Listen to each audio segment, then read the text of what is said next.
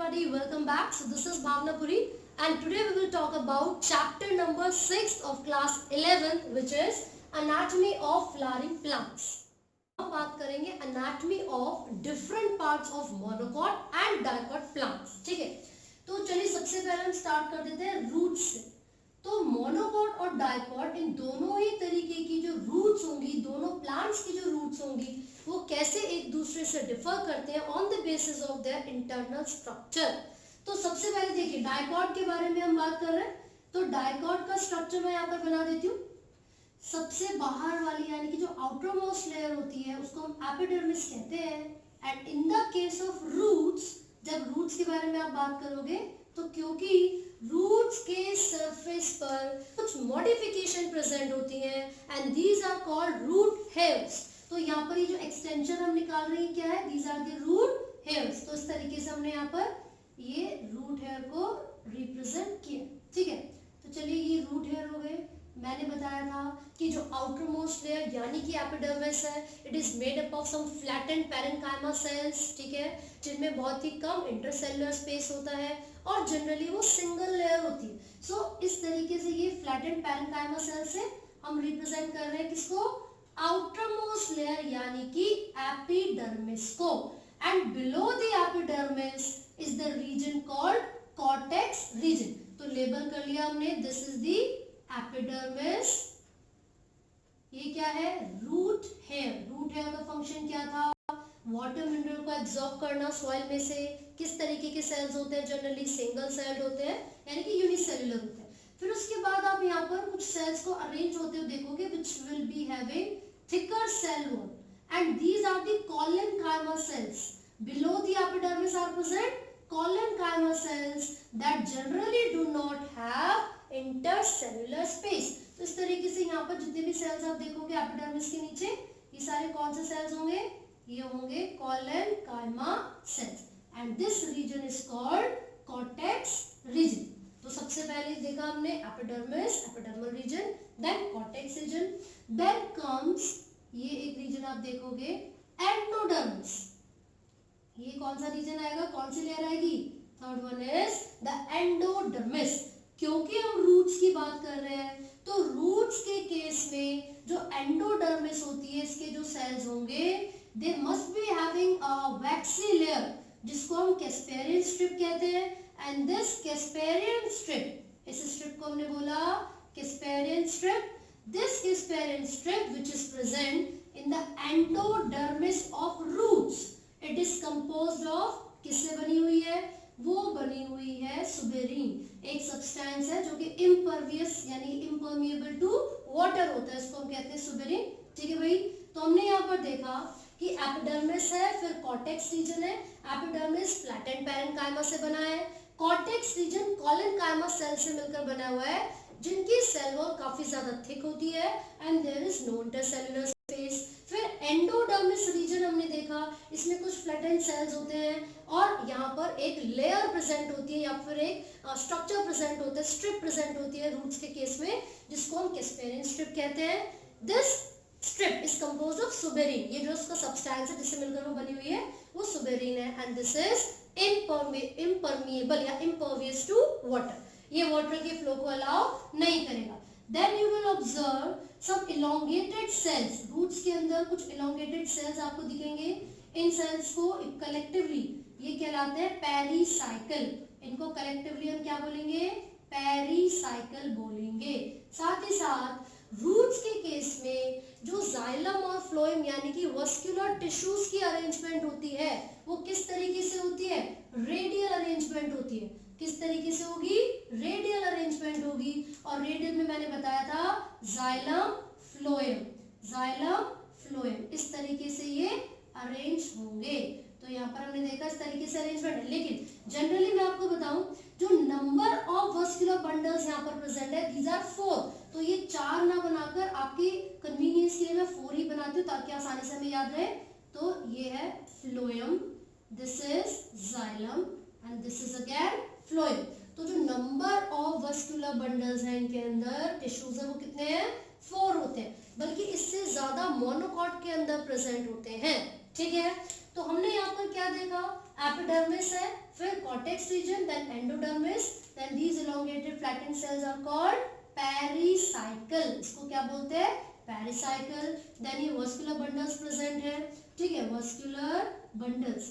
These xylem and phloem which are present in these vascular bundles have which type of arrangement? Radial arrangement. Radial arrangement. And these are open type. यहाँ पर xylem और phloem के बीच में जो specialized cells present होते हैं, these cells would be called conjunctive tissues. Conjunctive tissues. हम बात कर रहे हैं xylem और phloem के बीच में जो tissues present है उसको क्या बोलते हैं? Conjunctive tissues. Tissues between xylem and phloem. ये हमने यहाँ तक देख लिया है, ठीक है भाई. अब आगे हम बात करें जो सेंटर में स्पेशलाइज्ड सेल्स होते हैं, these constitute the region called pith. इस रीजन को हम क्या बोलेंगे? इस रीजन को हम बोलेंगे पिथ, ठीक है. साथ ही साथ the cells which are present around this region surrounding the pith. तो इस ये जो सारे स्पेशलाइज्ड सेल्स होते हैं, these are also parenchymatous cells. यहाँ पर भी कौन से सेल्स हैं? And some of these are sclerenchyma also, ठीक है. तो यहाँ पर हमने देखा these are generally parenchymatous cells. तो ये रूट के डायकॉट रूट के बारे में हमने बात की है. एक बार फटाफट से फीचर्स को पढ़ते हैं. सबसे पहले लार्ज नंबर ऑफ रूट है प्रेजेंट है इनके पास. दूसरा जो वस्कुलर बंडल्स होते हैं वो 4 इन नंबर है, lesser in number comparative to the monocot root. तीसरा ओपन टाइप इनके अंदर वस्कुलर बंडल्स होते हैं. क्यों? बिकॉज दे हैव कैम्बियम, ठीक है. So they will undergo secondary growth. फिर चौथा नंबर जो होते हैं वो देख लिया. फिर रेडियल. तो ये सारे फीचर्स आपको याद रखने हैं जो कि डायकॉट रूट के बारे में हमने पढ़े. So these are the characteristic features of the dicot root. साथ ही साथ स्टील एक वर्ड आप पढ़ोगे, STELE. वो क्या है? The pericycle, vascular bundles and the pith collectively constitute the stele. STELE. All the cells and the region that includes pericycle, vascular bundles and pith is called stele. Clear हो गया? ये हमने बात की है किसके बारे में? डायकॉट रूट्स के बारे में. And now we will talk about monocot roots. तो जो मोनोकॉट रूट है वो किस तरीके से डिफर करती है जरा फटाफट से देख लेते हैं हम. तो देखिए कुछ फीचर्स बिल्कुल सेम होंगे but some of the features would differ. जैसे कि यहाँ पर मैंने इतने सारे रूट हेयर बनाए हुए थे but actually in the case of monocot the number of root hair is lesser. कम होते हैं, ठीक है. ये रूट हेयर है, मोनोकॉट में less number of root hair present होंगे. ये हमने सबसे पहला फीचर इसके अंदर लिख लिया. दूसरा फीचर नो कैम्बियम. कोई कैम्बियम ही नहीं है इसके अंदर. और जब कोई कैम्बियम नहीं होगी there will be no secondary growth, so the vascular bundles would be of close type. ठीक है भाई. नेक्स्ट हम चीजें देख रहे हैं यहाँ पर. जो नंबर ऑफ वस्कुलर टिश्यूज होते हैं पॉलीआर्क कहते हैं उसको, यानी कि मोर देन 6 हो सकते हैं, 6 और मोर. ये हम किसकी बात कर रहे हैं? ये हम बात कर रहे हैं मोनोकॉट के अंदर जो वस्कुलर बंडल्स प्रेजेंट है उनकी. तो इस तरीके से आप अरेंजमेंट देख सकते हो. जाइलम फ्लोएम कुछ इस तरीके से वो अरेंज होंगे, है ना. सो मैंने जैसे कि बोला इट कुड बी 6 और मोर. तो इस तरीके के अरेंजमेंट को पॉलीआर्क कहते हैं. और जो पिथ होता है इस वाले केस में यानी कि मोनोकॉट के केस में pith is large and developed.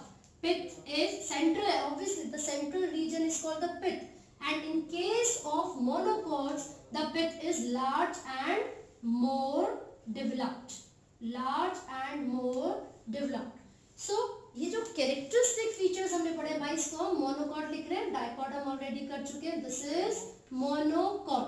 तो मोनोकॉटिलीडॉन और डायकॉटिलीडॉन रूट्स का जो स्ट्रक्चर है वो किस तरीके से डिफर करता है.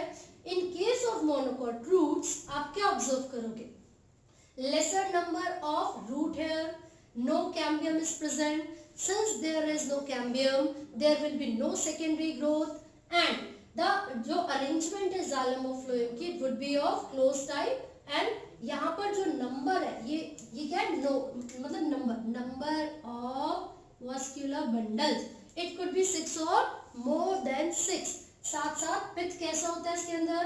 पिथ is large and well developed. Pith is large and well developed. So इसके साथ साथ हम यहाँ पर रूट्स को कंप्लीट कर रहे हैं। We have studied about the dicot and monocot root, उनकी एनाटॉमी को हमने पढ़ा है। कौन सा टॉपिक डिस्कस करेंगे इस चैप्टर में? We will discuss about the stem, the anatomy of stems किस किस में, in both the dicot and monocotyledon plants. तो देखिए, जब हम स्टेम के बारे में बात करते हैं तो उसके स्ट्रक्चर के बारे में बात करेंगे, जाइलम और फ्लोएम की अरेंजमेंट के बारे में बात करेंगे, जो बाकी सेल्स हैं या जो बाकी रीजन्स होते हैं स्टेम के अंदर वो किस तरीके से अरेंज है वो देखेंगे। तो एक स्ट्रक्चर में डाइकॉट स्टेम का यहाँ पर बना रही हूँ। जब हम स्ट्रक्चर को ऑब्जर्व करेंगे तो जनरली क्या होता है, इन the case of dicot stem, ये जो वस्कुलर बंडल्स होते हैं ये एक रिंग की फॉर्म में अरेंज्ड होते हैं। मतलब जितने भी वस्कुलर बंडल्स होंगे it will be arranged like this. सारे के सारे वस्कुलर बंडल्स इस तरीके से अरेंज्ड होंगे। ये हम डाइकॉट रूट के बारे में बात कर रहे हैं। So this xylem will be present towards the pith. ये जो जाइलम है वो पिथ यानी कि सेंटर की तरफ प्रेजेंट है, और जो फ्लोएम है it will be present at the periphery. ये इस तरीके की अरेंजमेंट होती है हमेशा इसके अंदर, ठीक है। This is conjoint type of arrangement. तो डाइकॉट स्टेम के अंदर सबसे पहला पॉइंट जो हमें याद आया वो क्या है? Conjoint type of arrangement. दूसरी चीज, since we are talking about dicot stem, so there is the cambium between xylem and phloem, and this cambium is called vascular cambium. क्यों भाई? वस्कुलर टिश्यूज के बीच में प्रेजेंट है। तो second point, vascular cambium is present, and due to the presence of vascular cambium, ये किस तरीके के होते हैं वस्कुलर बंडल्स? ओपन टाइप होते हैं, ठीक है। Next point, this cambium allows the secondary growth of dicot stem. ये चीजें हमें पता चल गई है। नेक्स्ट, अब इसके अंदर सबसे इंपॉर्टेंट चीज, ये जो वस्कुलर कैम्बियम इन दोनों के बीच में प्रेजेंट है, यहां से एक रे निकलती है विच इज कॉल्ड मेडुलरी रे, विच इज अ पैरेन्काइमेटस रे। पैरेन्काइमा के सेल्स, देखो पता है क्या होता है, ये जो कैम्बियम यहाँ पर प्रेजेंट है it will allow the lateral growth. यहाँ पर जो पैरेन्काइमा के सेल्स होंगे वो सेल्स फर्दर डिवाइड करना स्टार्ट करेंगे और एक रे की फॉर्मेशन होगी और ये एक कंप्लीट रिंग की अपीयरेंस देगा। ये हम डाइकॉट स्टेम में देखेंगे। तो रिंग इज फॉर्म, ठीक है। नेक्स्ट चीज, जब भी आप इन वस्कुलर बंडल्स को ऑब्जर्व करोगे you will see the shape and the size of these जो बंडल्स हैं वस्कुलर बंडल्स वो लगभग सेम साइज के प्रेजेंट होते हैं। डाइकॉट में जो वस्कुलर बंडल्स हैं these are of same size. तो यहाँ पर हमने ये मेंशन कर लिया है कि वो सेम साइज के होते हैं। तो ये तो मैंने आपको स्ट्रक्चर बनाया। जब प्रॉपर टीएस अगर हम इसका देखेंगे तो यू विल ऑब्जर्व कि भैया सबसे बाहर वाली लेयर कौन सी है? This is epidermis. मैंने बताया था फ्लैट सेल से मिलकर बने हुए थे। हम स्टेम की बात कर रहे हैं यहाँ पर, ठीक है। अब यहाँ पर ये भी मैंने आपको बताया था इन द केस ऑफ स्टेम कुछ एपिडर्मिस की एक्सटेंशंस बाहर आ जाती हैं विच आर कॉल्ड, क्या बोलते हैं इसको? ट्राइकोम्स। इनको हम क्या बोलते हैं? Trichomes. And these trichomes are multicellular. कैसे होते हैं ये? मल्टी सेल्यूलर होते हैं। क्या काम करते हैं? वाटर के लॉस को प्रिवेंट करते हैं, ठीक है। चलिए, तो हम यहाँ पर लेबलिंग कर रहे हैं। This is the epidermis. जैसे रूट में देखा था ना, रूट लेयर थे, यहाँ पर ट्राइकोम्स आ गए, फिर क्या थी आउटमोस्ट लेयर? एपिडर्मिस। यहाँ पर भी एपिडर्मिस, तो हम मेंशन कर रहे हैं ट्राइकोम्स। हो गया भाई। And below the epidermis are present certain thick walled cells which are collenchyma cells. कौन से सेल्स हैं? Collenchyma cells. जैसे कि एपिडर्मिस के नीचे वाले रीजन की हम बात कर रहे हैं, and this region is called cortex region. इस रीजन को कंप्लीटली हम क्या कहते हैं? Cortex region. But in the case of stem this region is composed of different types of cells. कौन कौन से? मैंने भी बताया, दीज आर कोलेनकाइमा सेल्स। कौन से सेल्स हैं? कोलेनकाइमा। बट देन अगेन यहाँ पर जो अरेंजमेंट होती है वो पैरेन्काइमा सेल्स की होगी। These will be parenchyma sales. Further यहाँ पर एंडोडर्मिस होगी, यहाँ पर एंडोडर्मिस होगी which is also composed of certain parenchyma cells, ठीक है। यहाँ पर ये क्या है, एंडोडर्मिस, अगेन पैरेन्काइमा सेल। अब मैं आपको बता दूं कि डाइकॉट स्टेम के केस में, डाइकॉट स्टेम के केस में this cortex region is divided into 3 different parts. 3 different layers कौन कौन सी होती हैं कॉर्टेक्स रीजन की, है ना। सबसे पहले जो कॉलेनकाइमा से बनी हुई है, दिस इज द हाइपोडर्मिस। क्या नाम है इसका, हाइपोडर्मिस। इसके बाद कौन सी आएगी, पहले हम यहाँ पर लिख लेते हैं हाइपोडर्मिस। इसके बाद पैरेन्काइमा से बनी हुई ये जो लेयर है which is the middle layer, इसको हम कहते हैं कॉर्टिकल लेयर, इसको हम बोलेंगे cortical layer. And then again ये जो थर्ड लेयर यहाँ पर कॉर्टेक्स रीजन की प्रेजेंट है, दिस इज द एंडोडर्मिस। क्या नाम है इसका, endodermis. And just close to the endodermis you will observe certain specialized cells जो स्केलेनकाइमा भी हो सकते हैं, जो इस तरीके की अरेंजमेंट यानी कि सेमी लूनार अरेंजमेंट में प्रेजेंट है। कैसे अपीयर होते हैं, सेमी लूनार, जैसे आप मून की अरेंजमेंट देखते हो, मून की शेप देखते हो, कुछ उस तरीके से ये अरेंजमेंट यहाँ पर आपको दिखेगी। And this region is called pericycle, pericycle. तो डाइकॉट स्टेम के केस में जो पेरिसाइकल होता है it appears as if semi lunar in shape. Clear हो गया। अब देखिए ये जो एंडोडर्मिस के बारे में हमने बात की थी, since the cells of endodermis contain starch, क्योंकि जो एंडोडर्मिस के सेल्स हैं ये स्टार्च को कंटेन करते हैं, इसलिए एंडोडर्मिस को स्टार्च शीथ भी कहा जाता है। एंडोडर्मिस को स्टार्च शीथ भी कहा जाता है। क्लियर है। फिर इसके सराउंडिंग में बाकी सारे कौन से सेल्स होंगे, these will be parenchyma cell, है ना। साथ ही साथ जब वस्कुलर बंडल की अरेंजमेंट के बारे में यहाँ पर बात करते हैं, so I have already told you किस तरीके से अरेंज होंगे। यहाँ पर रिंग लाइक स्ट्रक्चर की फॉर्मेशन होगी, और ये जो रिंग है कैम्बियम रिंग होती है। कैसे बनी, मेडुलरी रे की मदद से बनी। ठीक है, तो कॉन्जॉइंट है, ओपन है ना। साथ साथ आप देखोगे वस्कुलर कैम्बियम की वजह से सेकेंडरी ग्रोथ भी होगी। रिंग इज फॉर्म्ड, ये मेडुलरी रे से बनी हुई रिंग प्रेजेंट है। जितने भी वस्कुलर बंडल्स होते हैं वो सेम साइज के होंगे। तो ये हमने किसके बारे में बात की है, ये हमने बात की है डाइकॉट स्टेम के बारे में। And now we will talk about monocot stem. चलिए तो जरा मोनोकॉट स्टेम के बारे में भी बात कर लेते हैं, किस तरीके से अरेंजमेंट होती है मोनोकॉट स्टेम। ठीक है, जैसे कि एक बंडल बना के मैं आपको दिखा देती हूँ। यहाँ पर हमने एक बंडल बनाया, हम अरेंजमेंट बता रहे हैं कि मोनोकॉट के अंदर जो स्टेम है, how is the arrangement of cells in this. यहाँ पर पता है क्या होता है, जो जाइलम और फ्लोएम की हम बात करेंगे, जो जाइलम और फ्लोएम होंगे ना, उनके जो बंडल्स हैं वो किस तरीके से अरेंज है, it will be like this. बहुत अलग अलग साइज के होते हैं। The size of the vascular bundles would very. जब भी हम मोनोकॉट स्टेम की बात करते हैं तो जो वस्कुलर बंडल का साइज है वो वेरी करेगा। लाइक अगर सेंट्रली लोकेटेड, यहाँ पर सेंट्रली लोकेटेड जो वस्कुलर बंडल्स हैं इनकी बात करते हैं, it will be quite larger. जबकि ये क्या है, थोड़े थोड़े छोटे होते हैं comparatively. These are smaller bundles in size, these are small. तो क्या डिफरेंस हम यहाँ पर देख रहे हैं, irregularity in shape. The vascular bundles which are present at the periphery are smaller than the vascular bundles present at the pith.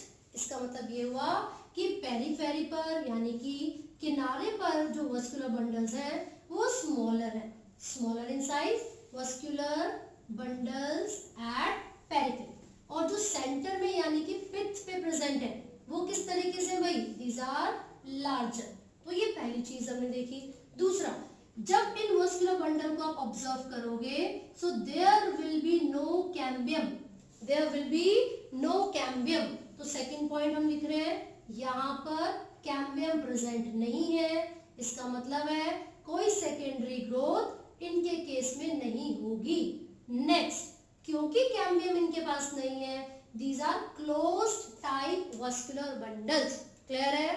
दूसरी चीज, क्योंकि जाइलम और फ्लोएम एक ही रेडियस पर अरेंज है, सो दिस इज कॉन्जॉइंट। किस तरीके की अरेंजमेंट है इसमें, conjoint. and no ring formation will occur in the case of monocot stem. Rest जब बाकी स्ट्रक्चर देखा जाता है तो यहाँ पर भी ट्राइकॉन्स हो सकते हैं, है ना, but trichomes are very smaller in number, very less in number, बहुत ही कम होते हैं. जरूरी नहीं है कि मोनोकॉट में ट्राइकॉन्स की डेवलपमेंट हो भी. क्लियर है? तो ये हमने मोनोकॉट स्टेम की बात की है. सो हमने यहाँ पर कोई ऐसे करके अरेंजमेंट भी नहीं की, तो क्योंकि जो ट्राइकॉन्स होते हैं वो बहुत ही ना के बराबर होते हैं मोनोकॉट स्टेम के अंदर. साथ ही साथ यहाँ पर अरेंजमेंट हमने देखी है, कोई सेकेंडरी ग्रोथ नहीं है, क्लोज टाइप है, कॉन्जॉइंट है, ठीक है. And the size of these vascular bundles would very. अगर डायग्राम भी बनाएंगे तो कुछ इस तरीके से होगा. एपिडर्मिस है, आउटर मोस्ट लेयर, वो फ्लैटेंड सेल से बनी होगी, ठीक है. फिर कॉर्टेक्स रीजन आएगा, फिर यहाँ पर एंडोडर्मिस होगा, फिर पेरिसाइकल. सेंट्रल सेल को क्या कहते हैं? पिथ कहते हैं. कौन सा रीजन है? Pith. And the xylem phloem will be arranged this. Clear है? तो ये आपको यहाँ तक अच्छे से पढ़ना है. ये हमने क्या बात की है? Stem, dicot and monocot. Dicot root, monocot root, dicot stem, monocot stem सब डिस्कस हम कर चुके हैं. तो अब हम किस टॉपिक के बारे में बात करेंगे? अब हम बात करेंगे लीव्स के बारे में, ठीक है. तो हम लीफ को डिस्कस करेंगे, डाइकॉट भी और मोनोकॉट भी. तो क्या डिफरेंस है इनके बीच में? सबसे पहले हम डाइकॉट लीफ के स्ट्रक्चर के बारे में बात करेंगे, है ना. देखो, जो एपिडर्मिस है, लीफ होती कैसी है? जो डाइकॉट लीफ है, दिस इज डॉर्सी वेंट्रल. सबसे पहला पॉइंट, डॉर्सी वेंट्रल होती है डाइकॉट लीफ. डॉर्सी वेंट्रल का मतलब है the dorsal and the ventral surface would very. ये दोनों सरफेस एक दूसरे से डिफर करेंगे. किस तरीके से डिफर कर सकते हैं? हो सकता है कि जो नंबर ऑफ स्टोमेटा है इन दोनों सरफेस पर वो वेरी कर सके. क्यों? क्योंकि जो लीव्स होती है उनमें हम स्पेसिफिकली स्टोमेटा की बात करते हैं. वो किस लिए जरूरी है? एक्सचेंज ऑफ गैसेस करने के लिए, और उन्हीं गैसेस का इस्तेमाल करके फूड की फॉर्मेशन होती है, राइट. तो यहाँ पर लीफ में जो आउटर मोस्ट लेयर है विच इज द एपिडर्मिस, है ना. तो ये जो ऊपर वाली और जो नीचे वाली एपिडर्मिस है, आप देखोगे दिस इज द एपिडर्मिस, ठीक है. अब यहाँ पर ये जो अपर सरफेस हमें नजर आ रहा है, this upper surface of the leaf, this is the adaxial region. इसको हम क्या बोलते हैं? अडैक्सियल रीजन बोलेंगे. And this lower surface is called abaxial. This lower surface is called abaxial region, ठीक है. सबसे पहली चीज. दूसरा, यहाँ पर बिलो दिस एपिडर्मिस, या फिर मैं बोलूंगी अपर और लोअर एपिडर्मिस के बीच में जो सेल्स प्रेजेंट होते हैं वो मीजोफिल सेल्स कहलाते हैं. लीव्स के केस में अपर और लोअर एपिडर्मिस के बीच में जितने भी सेल्स प्रेजेंट हैं, these are called mesophyll cells. And in the case of dicot leaves, यानी कि डॉर्सीवेंट्रल लीव्स के केस में, these mesophyll cells are of two types. ये इलोंगेटेड या जो ये ट्यूबुलर स्ट्रक्चर्स आप देख रहे हो, these are called palisade mesophyll. इनको क्या कहा जाता है? पैलिसेड मीजोफिल, ठीक है. आप देखोगे इसमें बहुत ही कम इंटरसेल्युलर स्पेस होता है, बहुत ही कम इंटरसेल्युलर स्पेस होगा यहाँ पर, है ना. और फिर यहाँ पर इस तरीके से ये अरेंज होते हैं. And here is the vascular bundle which is surrounded by the specialised cells called bundle sheath cells. अभी उनके बारे में भी बात करेंगे, लेकिन पहले मैं आपको ये बता रही हूँ कि लीफ का जो अपर सरफेस है वो अडैक्सियल रीजन है, the lower is the abaxial region. This is the epidermis, upper epidermis, and this is the lower epidermis. Clear हो गया? मैंने बोला है अपर और लोअर एपिडर्मिस के बीच में दो तरीके के मीजोफिल सेल्स प्रेजेंट होते हैं. And these mesophil cells are the special cells in leaves that contain chloroplast. और ये जो क्लोरोप्लास्ट है उसके अंदर क्लोरोफिल पिगमेंट होती है. एंड दिस क्लोरोफिल पिगमेंट क्या काम करेगी? वो सनलाइट को एब्जॉर्ब करेगी ताकि फोटोसिंथेसिस का फंक्शन परफॉर्म किया जा सके. करेक्ट? तो मैंने बोला ये जो इलोंगेटेड स्ट्रक्चर हमें नजर आ रहे हैं ये पैलिसेड मीजोफिल होंगे. These are palisade mesophyll, whereas these spongy cells that have air cavities in between, इनको हम क्या बोलते हैं? Spongy mesophyll. Spongy mesophyll. Clear हो गया? चलिए, दो तरह की मीजोफिल है डाइकॉट के अंदर, palisade and spongy. Palisade are elongated tubular and they have no space in between, और very small amount of space या फिर बहुत ही कम स्पेस है। जबकि स्पॉन्जी के बारे में बात करेंगे, they have huge air cavities in between, तो ये काफी ज्यादा दूर दूर भी होते हैं। ठीक है, अब मैंने आपको बताया था कि this vascular bundle is surrounded by some specialised cells which are called bundle sheath cells. These bundle sheath cells are here to protect the vascular bundles. इनका मेन फंक्शन क्या है? प्रोटेक्शन का काम होता है इनका। ठीक है, और यहाँ पर क्या प्रेजेंट होंगे? मस्कुलर बंडल्स प्रेजेंट होंगे। These muscular bundles in the dicot leaves. Dicot leaves के अंदर जो वस्कुलर बंडल प्रेजेंट है, जाइलम और फ्लोएम प्रेजेंट है, ये वेन्स और वेनलेट्स के साइज के बेसिस पर, वेन्स और वेनलेट्स के साइज के बेसिस पर क्या हो सकते हैं? वेरी कर सकते हैं। ठीक है, तो जैसे कि किसी भी लीफ का स्ट्रक्चर आप देखोगे, इसमें ये क्या है? मिडरिब। मिडरिब अगर बहुत ही ज्यादा मोटी है, ठीक है, so the size of the vascular bundles would also be larger. लेकिन ये जो वेनलेट्स होती हैं, इनके अंदर जो vascular tissue, vascular bundle present होंगे, उनका साइज छोटा होगा। ठीक है, तो यहाँ पर ये जाइलम फ्लोएम यानी कि वस्कुलर बंडल प्रेजेंट है। ठीक है, तो क्योंकि डायकॉट की बात करें, these are specialised, they will undergo certain division, तो फर्दर डिवीजन इनके अंदर होती है। साथ ही साथ आपको याद रखना है कि ये जो मीजोफिल है, these are the specialised cells जो कि लीफ के अंदर मिलेंगे, डायकॉट, है ना। साथ साथ यहाँ पर आप देखोगे there will be an opening, जिसको स्टोमा कहा जाता है। ठीक है, दैट कंटेन्स, यहाँ पर क्या प्रेजेंट होगी? इस ओपनिंग के थ्रू क्या होगा? एक्सचेंज ऑफ गैसेस होगा, और ये स्टोमेटा को कैरी करते हैं। जब स्टोमेटा की हम बात करते हैं तो ऐसा हो सकता है कि जो अडैक्सियल सरफेस है, जो अडैक्सियल सरफेस है, हो सकता है कि उसके पास स्टोमेटा बहुत ही कम हो, या फिर ऐसा भी हो सकता है कि यहाँ पर स्टोमेटा हो ही ना। क्लियर है? इसका मतलब है the abaxial surface or the lower region of the leaf, right? This contains more number of stomata, more number of stomata। तो ये हम डायकॉट के बारे में बात कर रहे हैं। फटाफट से कुछ फीचर्स हम यहाँ पर मेंशन कर लेते हैं। सबसे पहला, अडैक्सियल और अबैक्सियल सरफेस देखा, उसमें जो लोअर रीजन है, लोअर, इसका मतलब है abaxial region or surface has more number of stomata। पहला पॉइंट लिखा। दूसरा, क्योंकि डायकॉट की बात हो रही है तो यहाँ पर जो मीजोफिल है भाई वो डिफरेंशिएटेड है। जो मीजोफिल है वो क्या है? डिफरेंशिएटेड। किस किस में? पैलिसेड मीजोफिल में और स्पॉन्जी मीजोफिल, स्पॉन्जी मीजोफिल। साथ साथ बंडल शीथ सेल भी इसकी कैरेक्टरिस्टिक फीचर है।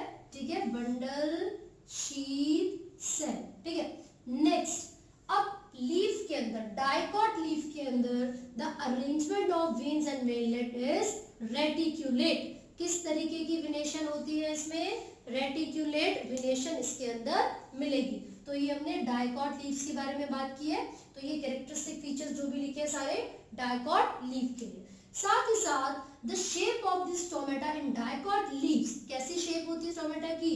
बीन शेप्ड होती है। इस तरीके से होते हैं, जिसको हम कहते हैं बीन शेप। तो स्टोमेटा किस तरीके के होंगे? Bean shape. तो ये हमने डायकॉट लीव्स की बात कर ली। अब हम किसकी बात करेंगे? मोनोकॉट लीव्स की बात करेंगे। And in the case of monocot leaves you will observe certain changes. हटा देते हैं उसको और फटाफट से मोनोकॉट लीव्स के चेंजेस की बात करते हैं। ठीक है, चलो पूरा रब कर देती हूँ। जब डायकॉट की बात की थी तो मीजोफिल तो डिफरेंशिएटेड थी, लेकिन भाई मोनोकॉट में ऐसा नहीं है। तो हम यहाँ पर लिख रहे हैं मोनोकॉट लीफ। इसका नाम क्या होगा? जैसे डायकॉट को डॉर्सिवेंट्रल कहा था, this is isobilateral. Isobilateral, iso का मतलब होता है सेम। इसका मतलब है both the surface, the adaxial and the abaxial surface have same number of stomata। So similarly यहाँ पर ये अडैक्सियल सरफेस होगा, जैसे कि आपने किस में देखा था? डायकॉट में। ये अबैक्सियल सरफेस होगा, अबैक्सियल। ठीक है, फिर ये अपर और लोअर जो लेयर है वो कौन सी थी? एपिडर्मिस। दिस वाज एपिडर्मिस, है ना। ये तो सेम है, एपिडर्मिस दोनों में सेम यहाँ पर एपिडर्मिस विल बी प्रेजेंट। लेकिन जो डिफरेंस अब यहाँ पर आता है, सबसे पहला पॉइंट, आइसोबाइलेटरल का मतलब है equal number of stomata on both the surface. दोनों ही सरफेस पर इक्वल नंबर ऑफ स्टोमेटा होगा, पहला पॉइंट। दूसरा, सी इनके केस में पता है क्या होता है, the mesophyll cells are not differentiated. इनके केस में जो मेसोफिल सेल्स होते हैं वो डिफरेंशिएटेड नहीं होते हैं। तो जब यहाँ पर मेसोफिल सेल्स डिफरेंशिएटेड नहीं होंगे, ठीक है, तो एक ही तरीके के होंगे एंड दीज आर कॉल्ड, सिर्फ इसको क्या बोलेंगे, मेसोफिल सेल्स। तो हम एक तो डिफरेंस की हम बात कर रहे हैं, उसमें हम क्या लिखेंगे भाई, डिफरेंस हो गया mesophyll cells are not differentiated. Mesophyll cells are not differentiated. अगला यहाँ पर डिफरेंस क्या हो सकता है, देखो मोनोकॉट लीव्स के केस में द अडैक्सियल सरफेस, ये जो सेल्स होते हैं अडैक्सियल सरफेस के, these cells get modified। इसका एक एग्जांपल ग्रास ले रहे हैं। इन द केस ऑफ ग्रास यानी कि मोनोकॉट का एग्जांपल है, the cells of the adaxial surface get specialized, they become larger, empty and colorless, larger, empty and colorless। और इन स्पेशलाइज्ड सेल्स को बंडल शीथ सेल्स कहा जाता है। बंडल शीथ, सॉरी इसको बुलीफॉर्म सेल्स कहा जाता है, बुलीफॉर्म सेल्स। अब ये जो बुलीफॉर्म सेल्स है इनका काफी बार क्वेश्चन पूछा जाता है। ये जो बुलीफॉर्म सेल्स है किस तरीके से इंपॉर्टेंट है, पता है क्या करेंगे, when these cells are formed, ये क्या करते हैं, लीव्स को अपर सरफेस से कर्ल करना स्टार्ट कर देते हैं and this curling of leaf, क्या होगा यहाँ पर, लीफ कर्लिंग। किस तरीके से इंपॉर्टेंट है leaf curling, it helps to reduce the loss of water, it helps to reduce the loss of water। तो ये हमने मोनोकॉट के बारे में बात की है, जिसके अंदर अडैक्सियल सरफेस के सेल्स स्पेशलाइज्ड हो जाते हैं, they become large, empty and colorless and these are called bulliform cells. Bulliform cells help करते हैं वाटर के लॉस को रिड्यूस करने, क्लियर है। फिर जब हम बात करेंगे यहाँ पर वेन्स और वेनलेट्स की, तो वेन और वेनलेट्स के बेसिस पर ही यहाँ पर जो होगा size of the bundles would very. साथ ही साथ जनरली इसमें जो विनेशन मिलती है वो होती है पैरेलल विनेशन, पैरेलल विनेशन। तो जब पैरेलल विनेशन है तो लगभग सबका साइज तो सेम ही होगा, लेकिन द मेन वेन से मेरा मतलब जो मिडरिब होती है, क्योंकि वो थोड़ी सी थिकर होती है, इसीलिए इसके अंदर जो मस्कुलर बंडल्स प्रेजेंट होंगे उनका जो साइज है वो कंपैरेटिवली ज्यादा होगा, क्लियर है। तो डाइकॉट और मोनोकॉट लीफ का स्ट्रक्चर हमने देखा, इनके कैरेक्टरिस्टिक फीचर्स को पढ़ा है। So this is all from the leaf. तो यहाँ तक आप बहुत अच्छे से पढ़िए। इन प्लांट्स, सो बेसिकली जब भी सेकेंडरी ग्रोथ की बात आती है तो हमें ये पता होना चाहिए कि किसी भी प्लांट में सेकेंडरी ग्रोथ करवाने के लिए कुछ स्पेशलाइज्ड सेल्स होते हैं, which is the secondary meristem. तो जो सेकेंडरी मेरिस्टेम है उसको हमने लेटरल मेरिस्टेम या फिर कैम्बियम भी बोला था, राइट। तो प्लांट्स के अंदर सेकेंडरी ग्रोथ करवाने के लिए सेकेंडरी मेरिस्टेम का, यानी कि क्या नाम है सेकेंडरी मेरिस्टेम का, लेटरल मेरिस्टेम और कैम्बियम, लेटरल मेरिस्टेम या फिर कैम्बियम, इनका प्रेजेंट होना जरूरी है। तो प्लांट्स के अलग अलग पार्ट्स में अलग अलग तरीके की ग्रोथ होती है, राइट। तो जब भी हम ग्रोथ के बारे में बात करेंगे ना, तो जैसे वर्स्कुलर बंडल्स की बात हो रही है, so they will have वर्स्कुलर cambium, ठीक है। और नॉर्मल ग्रोथ जो सेकेंडरी ग्रोथ है, गर्थ चौड़ाई की बढ़ाने की बात हो रही है, तो उसके लिए कॉर्क कैम्बियम की प्रेजेंस होती है। तो वर्स्कुलर कैम्बियम एंड कॉर्क कैम्बियम, हम इन दोनों के बारे में बात करेंगे, which is definitely a type of lateral meristem. तो अगर सबसे पहले वर्स्कुलर कैम्बियम की बात करें तो देखो वर्स्कुलर कैम्बियम में हम वर्स्कुलर बंडल्स की बात करें। एक डायग्राम बना लेते हैं वर्स्कुलर बंडल का। This is the bundle that has both xylem and phloem. तो जब मैंने आपको कॉन्जॉइंट टाइप ऑफ अरेंजमेंट बताई थी वर्स्कुलर बंडल की, तो ये भी बताया था, एनसीईआरटी की लाइन पढ़ के सुनाई थी कि कॉन्जॉइंट में the xylem is present towards the center and the phloem is present at the periphery। तो उसी तरीके की अरेंजमेंट यहाँ पर मैंने बनाई, ठीक है। देखो ये कैम्बियम जो कि एक ही बंडल के अंदर प्रेजेंट है, the cambium which is present between the xylem and phloem of the same bundle. This is called intra. Intra मतलब उसी के अंदर. Intrafascicular cambium. Intrafascicular cambium.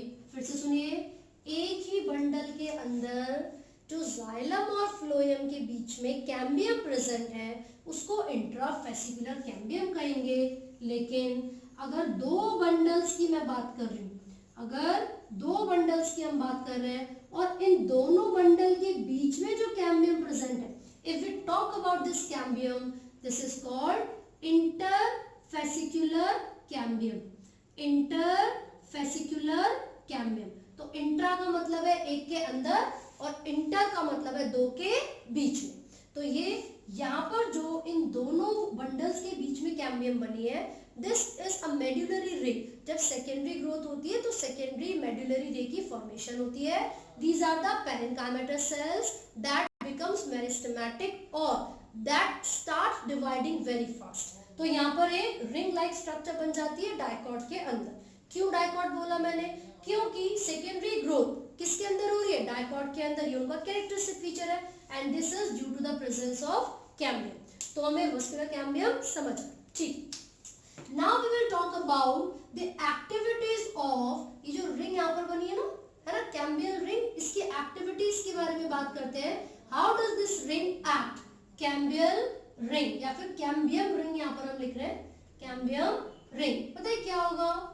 जब भी सेकेंडरी ग्रोथ होती है तो जो डाइकॉट प्लांट्स होंगे उनके अंदर ये जो जाइलम और फ्लोएम है, दे will undergo differentiation to produce secondary xylem and secondary phloem. ठीक है. तो कैसे बनते हैं हम वो यहाँ पर पढ़ेंगे. मान लीजिए एक पूरा का पूरा मस्कुलर बंडल हमने बनाया जिसमें बहुत सारे जाइलम और फ्लोएम प्रेजेंट है. इस तरीके से जाइलम और फ्लोएम की अरेंजमेंट होगी. ठीक है. सो as I told you, xylem would be present at the pith यानी कि सेंटर की तरफ. लेकिन फ्लोएम कहाँ प्रेजेंट है? पेरिफेरी पर प्रेजेंट होगा. चलो तो ठीक है. अब पता है क्या होगा? As soon as the activity of cambium begins, जैसे ही कैम्बियम की एक्टिविटी शुरू होगी तो जो सेल्स होते हैं वो डिफरेंशिएट करना शुरू करते हैं. And since the cambium towards the centre is more active, मेरी बात ध्यान से सुनिए, the cambium towards the pith. pith का मतलब सेंटर से.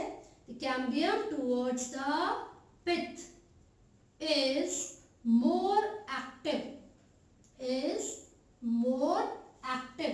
तो अभी तो मैंने बोला कि जाइलम पिथ की तरफ प्रेजेंट है और जहां पर जाइलम प्रेजेंट है वहीं का जो कैम्बियम है वो बहुत ज्यादा एक्टिव है. इसका मतलब ये हुआ कि जब ये जाइलम सेकेंडरी ग्रोथ करेंगे और सेकेंडरी जाइलम की फॉर्मेशन होगी तो इनका जो रेट होगा वो इतना फास्ट होगा that they will start crushing the phloem. फिर से बताती हूँ, सेकेंडरी जाइलम की फॉर्मेशन का रेट इतना ज्यादा रैपिड होगा, इतना ज्यादा फास्ट होगा कि ये इतनी जल्दी जल्दी डिवाइड करेंगे that the cells of the phloem will be crushed. सारे जो सेल्स होंगे फ्लोएम के वो क्रश्ड हो जाएंगे. ये चीज आपको याद रखनी है. तो इस वजह से secondary xylem is formed rapidly. जो सेकेंडरी जाइलम है उसकी फॉर्मेशन रैपिडली होती है. हेंस क्रशिंग, किसको क्रश कर देते हैं? Crushing the phloem, the cells of phloem. और जो प्राइमरी और सेकेंडरी जाइलम यहाँ पर बने हैं दे विल रिमेन इंटैक्ट. वो ऐसा इधर उधर नहीं होते, वो अपनी पोजीशन पर रहते हैं. बस उनकी जो डिवीजन का जो रेट होता है वो इतना ज्यादा होता है कि जो फ्लोएम की ग्रोथ है वहां पर वो रुक जाती है ना. जैसे कि जब स्टेम की हम बात कर रहे हैं तो उसमें फ्लोएम पैरेन्काइमा एब्सेंट होता है. ये बहुत इंपॉर्टेंट क्वेश्चन है. Phloem parenchyma is absent in monocot. Monocot के स्टेम में, मोनोकॉट की स्टेम में फ्लोएम पैरेन्काइमा नहीं होता. फ्लोएम पैरेन्काइमा नहीं होता. ठीक है. जबकि डाइकॉट की स्टेम में होगा. डाइकॉट की स्टेम में होगा. And this phloem parenchyma will slowly get degenerate. Degenerate मतलब क्रश हो जाना. ठीक है. तो यहाँ पर हमने कैम्बियम रिंग की एक्टिविटी के बारे में बात की. And as soon as the formation of secondary xylem and secondary phloem occurs, यहाँ पर एक मेडुलरी रे बनती है जो कि पैरेन्काइमा के ही सेल से बनी। ये जो मेडुलरी रे है ये एक रिंग की फॉर्मेशन करती है जिसको हम मेडुलरी रिंग कहते हैं, ठीक है। तो यहाँ पर मेडुलरी रिंग की फॉर्मेशन होती है डाइकॉट स्टेम के केस में, करेक्ट।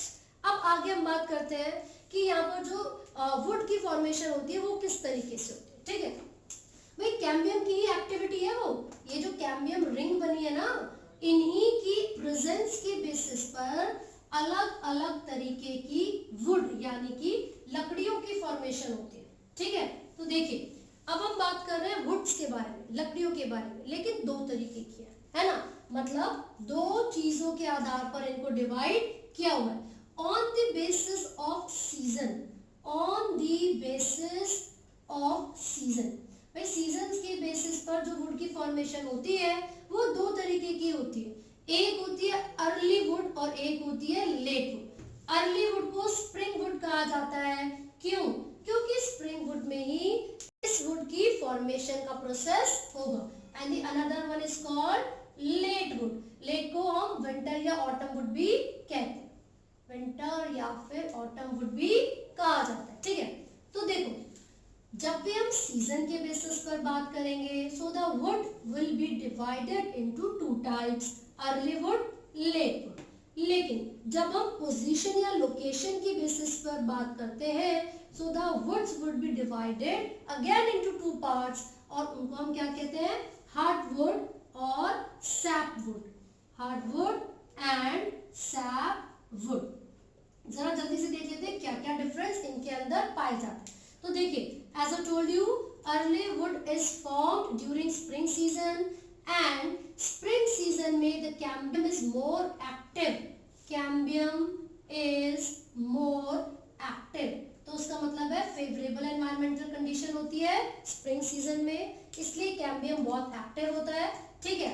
मोर जाइलरी एलिमेंट्स, मोर जाइलरी यानी कि जाइलम के जो एलिमेंट्स हैं वो ज्यादा होते हैं, ठीक है। मोर xylary elements. Vessels are wide, जो वेसल्स होती हैं वो बहुत ज्यादा वाइडर होती हैं, वाइडर होती हैं, वेल डेवलप्ड होती हैं। कब की बात हो रही है? ये स्प्रिंग सीजन की बात हो रही है ना। और जबकि यहाँ पर होगा तो बिल्कुल उल्टा, लेस एक्टिव होता है कैम्बियम ऑटम में, ठीक है। लेस जाइलरी एलिमेंट्स होते हैं, less xylary elements. Narrower vessels, vessels कैसी होंगी? नैरो, बहुत ही पतली पतली होती है, जबकि यहाँ पर काफी वाइड होती है। अगला और एक बहुत इंपॉर्टेंट फीचर अगर हम बात करेंगे तो जो डेंसिटी होती है इन वुड्स की, लाइट और डार्क अपीयर होते हैं, जो बैंड्स बनते हैं इन वुड की फॉर्मेशन के आधार पर, वो ऐसे आपको नजर आएंगे, light band, dark band, light dark, बहुत डार्क, ठीक है। तो क्योंकि हर सीजन के हिसाब से वुड की फॉर्मेशन हो रही है, तो एक साल में एक जो रिंग है उसकी फॉर्मेशन हमें नजर आएगी, तो this is called annual ring. और इसी एनुअल रिंग के आधार पर हम डिटरमाइन कर सकते हैं किसी भी एक पेड़ की एज को, किसी भी एक ट्री की एज को डिटरमाइन किया जा सकता है on the basis of the number of annual rings, ठीक है। तो लो डेंसिटी या लाइटर इन कलर है ना, और ये ज्यादा डेंसिटी होगी और हाइयर इन, मतलब हाइयर क्या, डार्कर इन कलर हो जाएंगे, ठीक है, darker. So just because the arrangement of early and late wood is such a way that they give light dark appearance, तो उसके बेसिस पर हम एनुअल रिंग्स को काउंट करके किसी भी ट्री की एज को डिटरमाइन कर सकते हैं। क्लियर है? अब हम नेक्स्ट किसके बारे में बात कर रहे हैं? हार्डवुड और सैपवुड के बारे में। तो देखिए, जो हार्डवुड होती है, देखा जाए तो इनकी जो सेल वॉल होती है, सेल वॉल लिग्निफाइड होती है, सेल वॉल लिग्निफाइड होती है और हार्ड होती है। भाई लिग्निफाइड का मतलब ये हो गया कि लिग्निन बहुत ज्यादा डिपॉजिट होगा, ठीक है। ये कंपैरेटिवली बिल्कुल हार्ड नहीं होगी, सॉफ्टर टिश्यू से बनी हुई होगी। यहाँ पर डिपोजिशन होता है बहुत सारे केमिकल सब्सटेंसेस का, पैक्टिन केमिकल है ना, अदर केमिकल, ये सब डिपॉजिट होते हैं जो कि इस हार्डवुड को रेजिस्टेंट बनाते हैं। रेजिस्टेंट बनाएंगे, इसकी ड्यूरेशन को इंक्रीज करेंगे, मोर ड्यूरेशन, ठीक है, या ड्यूरेशन इंक्रीज हो जाती है। जबकि ये इंसेक्ट के एक्शन से रेजिस्टेंट नहीं होती, नो रेजिस्टेंस, नो रेजिस्टेंस। इसका मतलब ये हुआ हार्डवुड में जो सेल वॉल है वो इतनी ज़्यादा हार्ड है, इतनी लिग्निफाइड है कि जो माइक्रोबियल एक्शंस होंगे, इंसेक्ट्स के एक्शन होंगे, उनका हार्डवुड पर कोई भी असर नहीं होगा। लेकिन सैपवुड में no resistance from microbial actions, from microbial action. तो भाई सिंपल सी बात है, ये जो इतनी हार्ड है, ये जो इतनी लिग्निफाइड है, तो ये किस चीज में हेल्प करेगी? ये हेल्प करती है प्रोटेक्शन यानी कि सपोर्ट प्रोवाइड करवाने में, जबकि ये वाटर को कंडक्ट करने में हेल्प करेगी। जो सैपवुड है it helps in the conduction of water, ठीक है, साथ साथ मिनरल्स को भी कंडक्ट करती है। और इसके पास जाइलम प्रेजेंट होगा, लिविंग टिश्यूज प्रेजेंट होंगे, जबकि इसके पास जाइलम या लिविंग टिश्यूज प्रेजेंट नहीं है। तो ये बेसिक डिफरेंस है जो कि आपको इन दोनों में याद रखना है, हार्डवुड और सैपवुड में। तो हार्डवुड में लिग्निफाइड है, हार्ड है, जबकि सैपवुड में सॉफ्ट टिश्यूज है ना। एक एनसीईआरटी की लाइन में आपको बता रही हूँ जिसमें लिखा हुआ है, हम बात कर रहे हैं हार्डवुड के बारे में। Due to the deposition of certain chemicals या organic compounds like tannins, resin, gums, oil, aromatic substance, है ना, इसमें जो इनरमोस्ट लेयर होती है वो हार्ड, ड्यूरेबल और रेजिस्टेंट हो जाती है, hard, durable and resistance. And we are talking about hardwood. ये जो इनर लेयर बनेगी आगे चल के किस चीज में बदल जाएगी? हार्डवुड में बदलेगी, ठीक है। फिर यहाँ पर डेड एलिमेंट्स प्रेजेंट होते हैं, हाईली लिग्निफाइड होती है, ये वाटर को कंडक्ट नहीं करेगी, ठीक है। लेकिन जब हम बात करते हैं सैपवुड के बारे में, ये क्या है? सॉफ्ट है, इसमें सेकेंडरी जाइलम पेरिफेरी रीजन पर प्रेजेंट होते हैं, लाइटर इन कलर होती है और वाटर और मिनरल्स को रूट से लीफ तक कंडक्ट करने का काम करती है। तो एक पॉइंट हमें यहाँ पर लिखना है, सेकेंडरी जाइलम पेरिफेरल होते हैं, सेकेंडरी जाइलम पेरिफेरल, तो ये जरूर याद रखिएगा, सेकेंडरी जाइलम पेरिफेरल होते हैं सैपवुड में। ये क्वेश्चन काफी बार पूछा जाता है। तो हमने क्या लिखा है? सेकेंडरी जाइलम कैसे होंगे? द पेरिफेरल रीजन, और वो लाइटर कलर के होते हैं। कैसे होते हैं? लाइटर कलर के होते हैं। सो अब हमने यहाँ तक कंप्लीट कर लिया है हार्डवुड एंड सैपवुड तक। ये पढ़ा है कि जब भी सेकेंडरी ग्रोथ होती है तो उसके लिए लेटरल मेरिस्टेम रिस्पॉन्सिबल है, and this lateral meristem is of two types, जिसमें हमने वेस्कुलर कैम्बियम और कॉर्क कैम्बियम। तो जो वेस्कुलर कैम्बियम है we have already discussed it. अब हम बात करेंगे कॉर्क कैम्बियम के बारे में, ठीक है।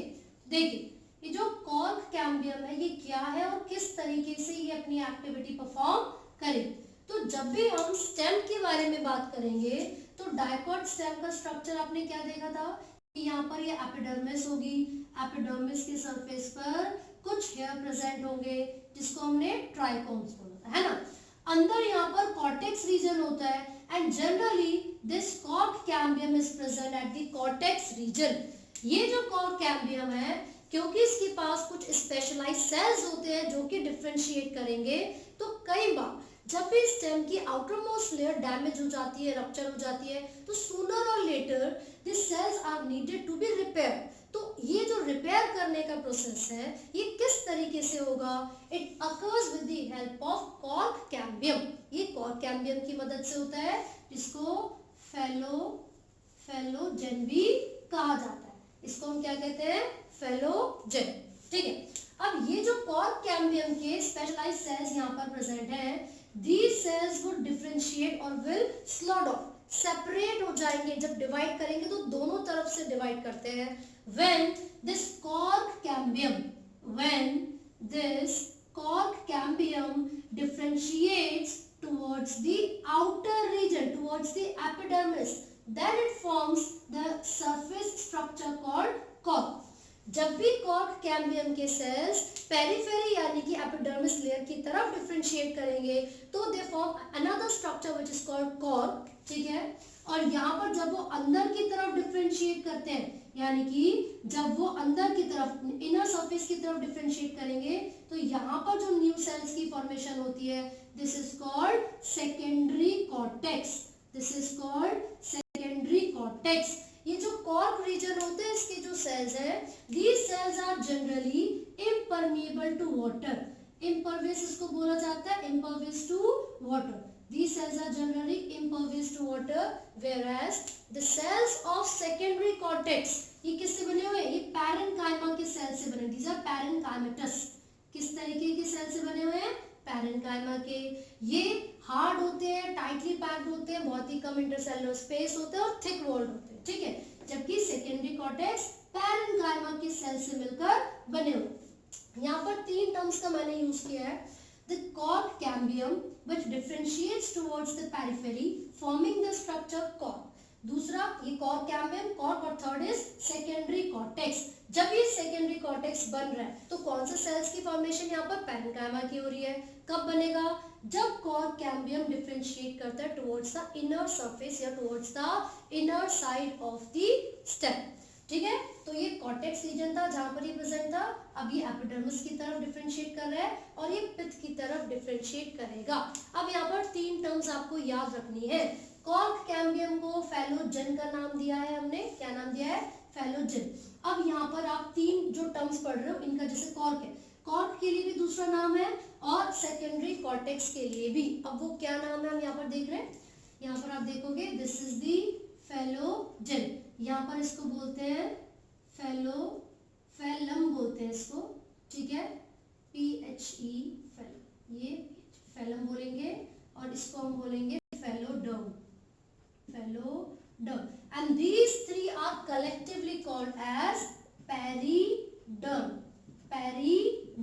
जब भी हम कॉर्क कैम्बियम की बात करते हैं, कॉर्क की बात करते हैं और सेकेंडरी कॉर्टेक्स की, तीनों की एक साथ मिलकर बात करेंगे, सो कलेक्टिवली इन तीनों को पेरिडर्म कहा जाता है। PERIDERM, periderm.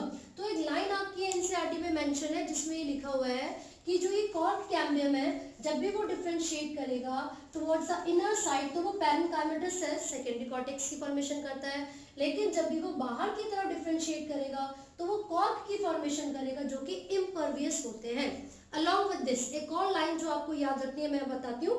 लिखा हुआ है उसमें due to the activity of cork cambium pressure builds up on the remaining layer peripheral to the phellogen and ultimately these layers die and slow off।